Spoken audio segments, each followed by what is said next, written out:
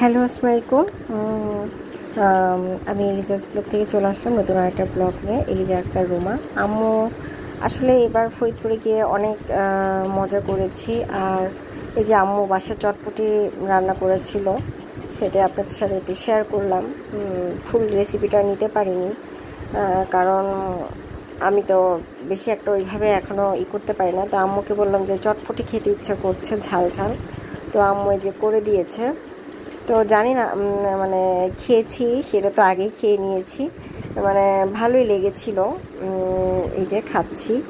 তো আসলে বাসা আমরা ছোটোবেলা থেকে কি হয়েছে যে আম্মুর হাতে রান্না ছাড়া, মানে আম্মু আসলে করে খাওয়াতো। আমরা যখন যেটা জানি না, মানে আম্মু সবসময় নতুন নতুন জিনিস আমাদের রান্না করে খাওয়াতো। তখন আম্মু তার ব্লগার ছিল না, বাট আম্মু অনেক জিনিস আসলে বাসায় তৈরি করতো, যেটা এখন মনে হয় যে ভিডিও করে রাখা উচিত, কিন্তু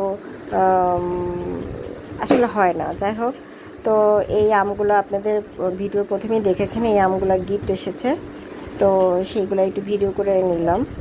আর আল্লাহর রহমতে আমাদের কখনোই বাহিরে থেকে কিছু খেতে হয় না। আম্মু মজার মজার নাস্তা তৈরি করে দিত ছোটোর থেকেই। আর এই মিষ্টিগুলো হচ্ছে আব্বু নিয়ে এসেছে আবরার বাবু জন্য। ও বলল যে মিষ্টি খাবে, কিন্তু একটা মিষ্টিও সে খায়নি। তো আমি তো মিষ্টি খেতে ভয় পাই, ডায়াবেটিসের ভয়ে, যে আমার সুগার বেড়ে যায় কিনা, না কোনো সমস্যা হয় কিনা।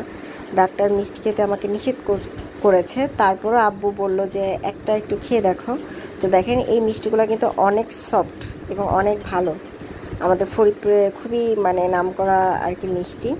তো এটা আবার আম্মু হচ্ছে, এটা অন্য আরেকদিন, আমি কয়েকদিনের মিক্স ভিডিও দিচ্ছি, একদিনের না। তো এটা হচ্ছে আরেকদিন আম্মু সই পিঠা বানিয়েছিল আবরার বাবুর জন্য। ও যা আবদার করছে বা আমি যা আবদার করছি, আম্মু সেটাই করে দেওয়ার চেষ্টা করছে। আসলে আম্মুর অনেক কষ্ট হয়ে যাচ্ছে, আম্মুর বয়স হয়ে গেছে, আগের মতো কাজ করতে পারে না। আর প্রচণ্ড গরম, আমাদের এই ফরিদপুরে ভালোই গরম। তো এই তো। আর এটাও একদিন বিরিয়ানি রান্না করেছে আম্মু, তো সেইটাও ভিডিও করে একটু রেখে দিয়েছিলাম। এটা মনে রাত 10টা না 11টার দিকে আবরার বাবু, ও তো খায় না, তো ও বলছে আমি বিরিয়ানি খাবো।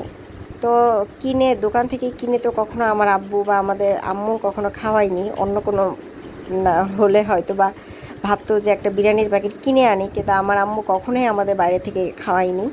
তো আম্মু সেই 10টার দিকেই আর কি মুরগি ভিজিয়ে রান্না করে নিয়েছে।